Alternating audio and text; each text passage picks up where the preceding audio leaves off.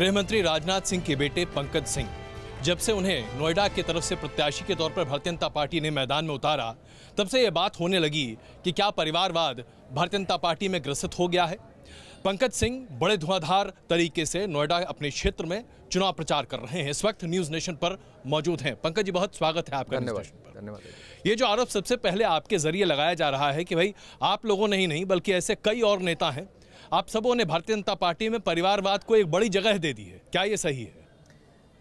देखिए अजय जी, मैं सबसे पहले तो मैं इस बात से शुरुआत करूंगा, आपने परिचय दिया मेरा, ये सच्चाई है और मैं उनका बेटा हूं, मैं उनका पुत्र हूं, लेकिन साथ साथ में उनके बेटे, उनके पुत्र को ही भाजपा ने नोएडा से टिकट दे दिया, ये कहना बिल्कुल ठीक नहीं होगा। बल्कि भारतीय जनता पार्टी ने अपने 15-16 साल पुराने कार्यकर्ता को भारतीय जनता पार्टी ने अपना टिकट दिया जी। जो लाखों की संख्या में जब भाजपा के सदस्य थे तो उन लाखों की संख्या में एक बनकर मैंने कई साल तक काम किया। मैं 5 साल से प्रदेश का महामंत्री हूं, मैं मंत्री रह चुका, युवा मोर्चा का अध्यक्ष रह चुका, कार्य समिति का सदस्य रह चुका, युवा मोर्चा सदस्य रह चुका। मैं ये सब करते हुए यहाँ पर आया हूँ और पार्टी ने आज ये उचित समझा होगा कि मुझे यहाँ से कंटेस्ट करना चाहिए, तो ये भी हमारे केंद्रीय नेतृत्व का निर्णय है। और जहाँ तक रही बात परिवारवाद की, तो मैं मानता हूं कि लोकतंत्र में सच में इसका कोई स्थान नहीं होना चाहिए जी। और लेकिन परिवारवाद वह कि जिसमें कि पिता अपना पद छोड़े और पुत्र आकर उस पर आसीन हो जाए, वो बैठ जाए, वो ठीक नहीं है। आप कार्यकर्ता और कार्यकर्ताओं के साथ आपकी आत्मीयता ना हो, संगठन की जानकारी ना हो, विचारधारा की जानकारी ना हो और लोगों के बीच में आपने कभी काम न किया हो, लेकिन स्कूल से निकलकर सीधे पार्लियामेंट में आकर आप बैठ जाएं जी, तो ये मैं मानता हूं कि ये ठीक नहीं है। पंकज जी, तो क्या ये जो 15 साल आपने भारतीय जनता पार्टी के कार्यकर्ता के तौर पर अपना वक्त गुजारा, वो बहुत ज़्यादा सुर्खियों में न रहा?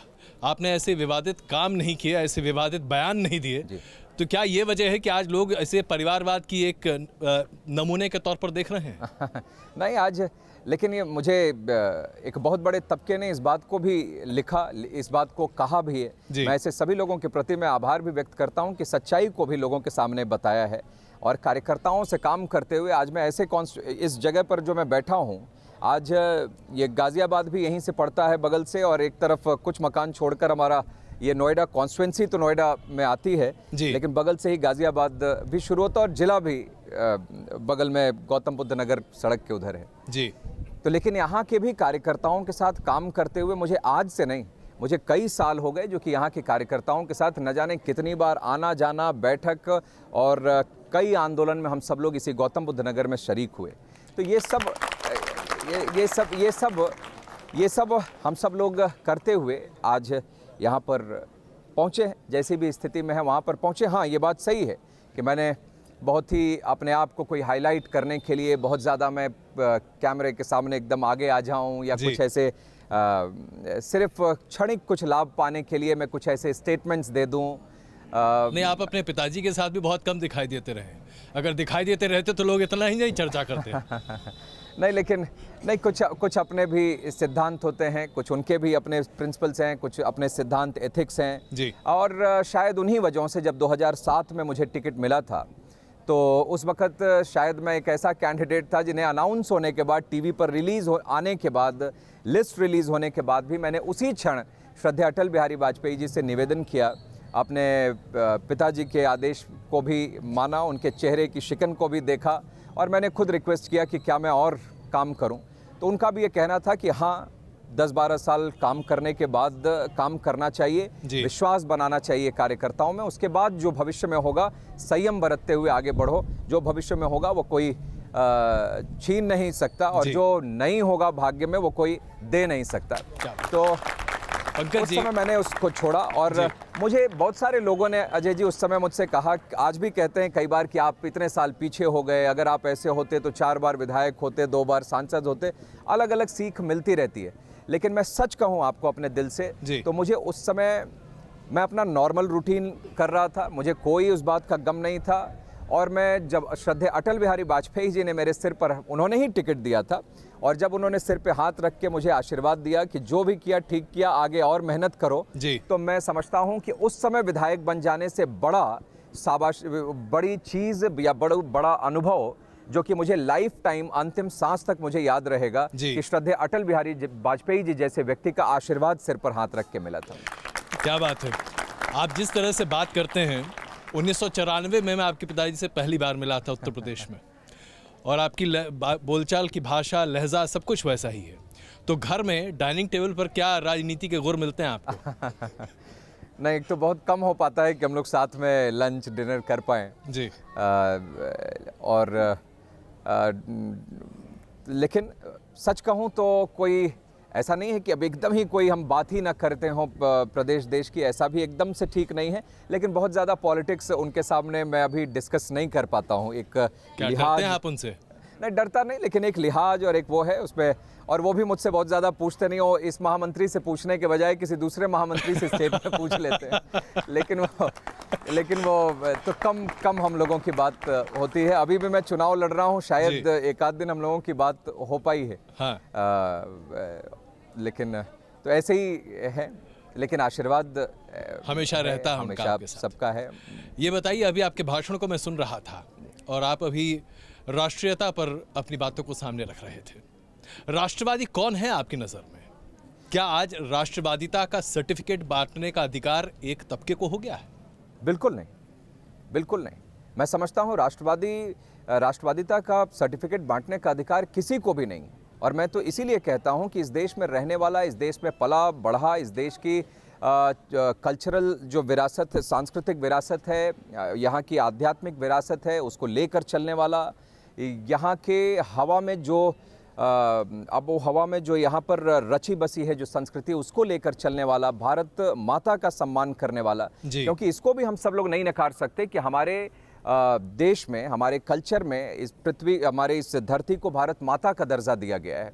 और जब दर्जा दिया गया है, ये सच्चाई है, और हम सब लोगों ने यही सुना, इसी में हम सब लोगों ने जन्म लिया, यही सीखा, यही हमारे मन में, यही हमारे दिल में जब ये बसा हुआ है, तो स्वाभाविक रूप से अगर कोई भारत माता की जिंदाबाद अगर बोलने से कतराता है, या अपने मुझे ये लगता है कि जब हमने माता का दर्जा दिया तो अपने मदर की जिंदाबाद बोलने में किसी को क्या प्रॉब्लम होनी चाहिए? बिल्कुल, ये मुझे ऐसा लगता है जी। तो ये एक मेरा सोचने का तरीका है। लेकिन अगर इस बात को किसी के ऊपर थोपा जाए, पंकज जी, आप यहीं नोएडा में ही एक बड़े ही अच्छे इंस्टीट्यूशन से पढ़े हैं, जवाहरलाल नेहरू विश्वविद्यालय एक बड़ा ही प्रतिष्ठित संस्थान है। पूरे संस्थान को बदनाम कर देना, क्या ये अपने आप में सही है? बिल्कुल नहीं, क्योंकि ये जवाहरलाल नेहरू विश्वविद्यालय में कुछ लड़कों की वजह से ये ऐसी स्थिति बनी है, वरना वह विश्वविद्यालय यहाँ पर ही नहीं, देश विदेश में उसका नाम है, अपनी एक साख है। और वहीं से निकले हुए कई जवानों ने अपने आप को भारत माता के चरणों में फूल की तरह समर्पित करने के लिए भी अपना पूरा जीवन दे दिया, अपने जान को निछावर कर दिया। उसी जवाहरलाल नेहरू से भी ऐसे लोग निकले हुए हैं जिन्होंने अपने जान दे दी इस देश की रक्षा के लिए, जिन्होंने इस देश को आगे बढ़ाने के लिए अपना पूरा का पूरा जीवन दे दिया। उसी जवाहरलाल नेहरू विश्वविद्यालय। लेकिन आज से 1 साल पहले पंकज जी, ऐसा लग रहा था जैसे कि जवाहरलाल नेहरू विश्वविद्यालय एक ऐसा जगह है हमारे देश में जिसे दिल्ली में होना ही नहीं चाहिए। वहाँ सिर्फ उग्रवादी, अलगाववादी, आतंकवादी रहते हैं। जिन लोगों के ऊपर आरोप लगाए जा रहे थे उसमें से एक आदमी आज तक हिरासत में भी नहीं है। उस पर आप देखिए, क्या वाकई में वो डिबेट जो पिछले साल इसी वक्त हो रही थी, आज उसकी कोई चर्चा तक नहीं करता। ये कौन सी राष्ट्रवादिता है? देखिए, चर्चा तो लोग अपने तरीके से करते हैं, और मैं समझता हूं कि जो चोट और इस तरीके की बातें जो लोगों के मन को आघात करती हैं, वो आघात फिर वो लोगों के मन में होती हैं जी। और लेकिन विश्वविद्यालय की साख पर कोई प्रश्न चिन्ह नहीं उठा सकता। लेकिन जब सामने लोगों के सामने आकर, देश के सामने अगर ऐसी घटना घटती है, तो वह भी अपने देश के लिए एक शर्मिंदगी होती है। क्योंकि आज भी हम सब लोग आज़ादी के इतने साल के बाद भी हम सब लोगों को क्या राष्ट्रवाद पर डिबेट करने की आवश्यकता होनी चाहिए? बिल्कुल नहीं। अपने ही देश में हम सब लोगों को आज राष्ट्रवाद के ऊपर सेमिनार्स और डिबेट होते हैं, तो क्या ऐसे हालात होने चाहिए? मैं समझता हूं सभी, देखिए, हम लोगों ने सबके साथ सबके विकास की बात कही है जी। और अभी मैंने जब सबके साथ सबके विकास की मैं बात करता हूं तो उसमें हर जाति, हर मजहब, सबकी बात हम सब लोग करते हैं जी। और हमारे प्रधानमंत्री श्री नरेंद्र मोदी जी ने भी बार बार कहा, हमारे श्री अटल बिहारी वाजपेयी जी हैं, उन्होंने भी हमेशा कहा है। हम लोगों के सेंटेंस में कहीं पर भी ये नहीं आता है कि हमें सिर्फ यही चाहिए, लेकिन हम सब यह भी ज़रूर चाहते हैं कि हमारी जो कल्चरल विरासत है या हमारे देश की जो साख है, जिसकी वजह से हमारा देश आज भी इतने सब कुछ झेलने के बाद भी, इतनी डाइवर्सिटीज़ के बाद भी, इतने अलग अलग भाषा होने के बाद भी, इतने अलग अलग तरीके से लोग रहते हैं, जीवन जीते हैं, उसके बाद भी हमारा देश यहाँ से लेकर नॉर्थ से लेकर साउथ तक, ईस्ट वेस्ट, ये सब एक बना हुआ है।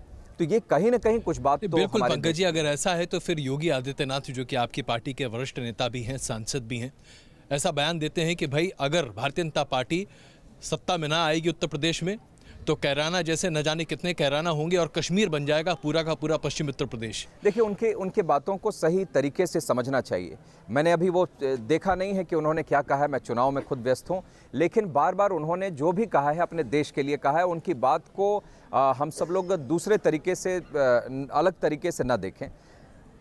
उनका मतलब ये है कि जब कैराना में यहीं के लोग, अब देखिए उन्होंने पलायन की बात कही है, पलायन कोई भी कर सकता है, और लेकिन जब वो करता है तो क्या कारण है यह सामने लोगों के आना चाहिए। अब उस पर हमारे उत्तर प्रदेश के चीफ मिनिस्टर ये कहते हैं कि नहीं वहाँ पर ये कारण नहीं, वो कारण है, लेकिन कारण जो कुछ भी हो उसकी रिस्पॉन्सिबिलिटी तो अगर किसी पर फिक्स होती है तो स्टेट गवर्नमेंट के ऊपर तो कारण अगर लॉ एंड ऑर्डर है, जो कि खुद भारतीय जनता पार्टी के सांसद हुकुम सिंह भी वहाँ कहते हैं कि लॉ एंड ऑर्डर इशू है, तो ये अचानक हिंदू बनाम मुसलमान कैसे बन जाता है? नहीं, वो तो कभी किया ही नहीं, वो तो बार बार हुकुम सिंह जी ने भी, तो पलायन फिर किस लिए हो रहा है? लेकिन पलायन अगर, वही मैंने कहा कि अगर रीजन ये नहीं वो, अगर ये लॉ एंड ऑर्डर ही है, मैंने देखिए बहुत फिर भी मैंने बचाकर ही कहा है कि अगर ये लॉ एंड ऑर्डर भी है इसका कारण पलायन का, तो इसकी रिस्पॉन्सिबिलिटी भी किस पर फिक्स होती है?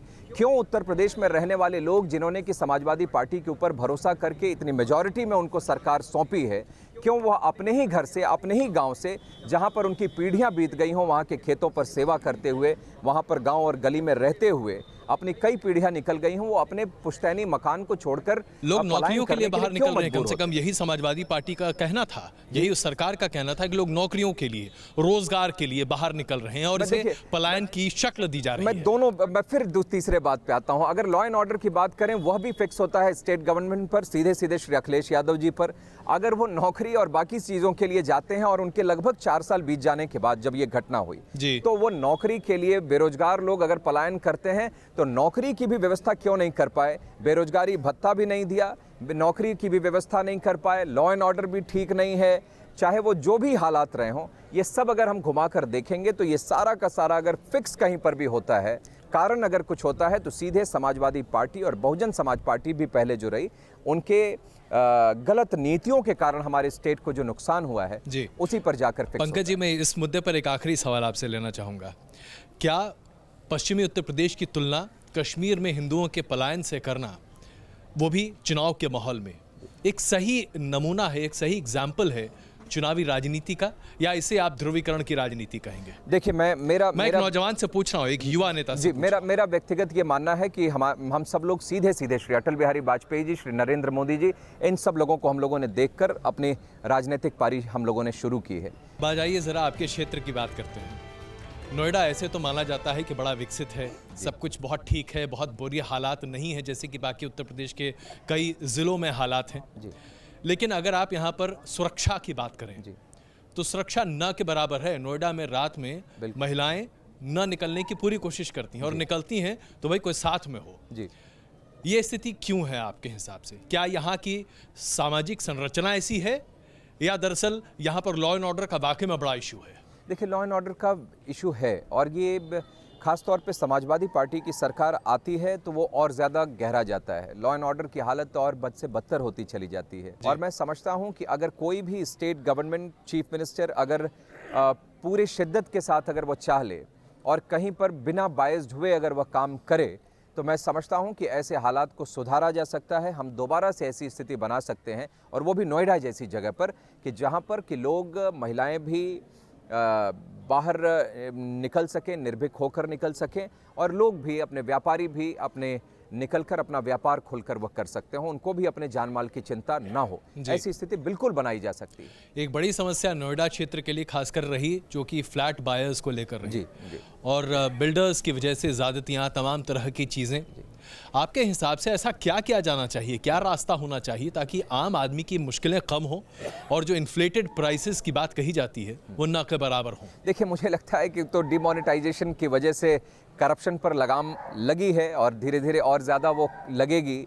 और जहाँ तक रही मुझे करेक्शन की बात, तो अपने आप वो करेक्ट करेगा। वो एक इशू इन सब चीज़ों को करेक्ट करेगा। डिमोनेटाइजेशन ने तो हमारी विकास दर को ही एकदम करेक्ट कर दिया है। लेकिन वो लंबे समय के लिए, हमारे प्रधानमंत्री जी ने बार बार कहा है कि वो लंबे समय के लिए हमारे देश के हित के लिए है। मैं कई सोसाइटीज़ में गया और बहुत सारे लोगों ने अपना मेमोरेंडम दिए जी। मैं यहाँ पर यही कह सकता हूँ कि जो चीट किया गया है, जो धोखा लोगों ने खाया है, हम सब लोगों की ये जिम्मेदारी है, या किसी भी राजनीतिक पार्टी की ये जिम्मेदारी होती है लोकतंत्र में, कि लोग आपको चुनते हैं, किसी को अगर मौका काम करने के लिए देते हैं तो वो उनकी बातों को मजबूती से उठाने के लिए देते हैं, और जनता की जो अपेक्षा होती है उस पर खरे उतरने की कोशिश करनी चाहिए। और जिन लोगों की, जिन्होंने अपनी मेहनत की कमाई बड़ी मुश्किल से लगाई और उनको ये उम्मीद रहा कि साल, 6 महीने, साल भर, 1.5 साल, 2 साल में मिले, वो 7 साल, 10 साल तक भी ना मिले, तो ये साफ साफ से ये चीटिंग है। और मैं समझता हूँ कि इस पर कड़े से कड़ी कार्रवाई इस पर होनी चाहिए, और यह भी एक तरीके का करप्शन है, और करप्शन को किसी भी तरीके से बर्दाश्त नहीं होना चाहिए और कोई गुंजाइश कहीं पर भी नहीं होनी चाहिए। और इस तरीके से लोगों ने जो मेहनत की कमाई लगाई हो उनको इंसाफ मिलना चाहिए। और मैं समझता हूँ जो आगे बिल्स आ रहे हैं रियल एस्टेट से संबंधित, और ये इन सब चीज़ों पर ऐसे जो लोग भी थोड़ा इनकरेक्ट होते चले जा रहे हैं उनको भी करेक्ट करने में मैं समझता हूं कि ये ऐसे बिल्स कारगर साबित होंगे। चलिए, बहुत धन्यवाद पंकज जी, और हमारी शुभकामनाएं। उम्मीद करते हैं कि आप कम से कम ये तो साबित कर ही दें कि परिवारवाद नहीं, ये खुद आपकी मेहनत है। बहुत बहुत धन्यवाद। धन्यवाद।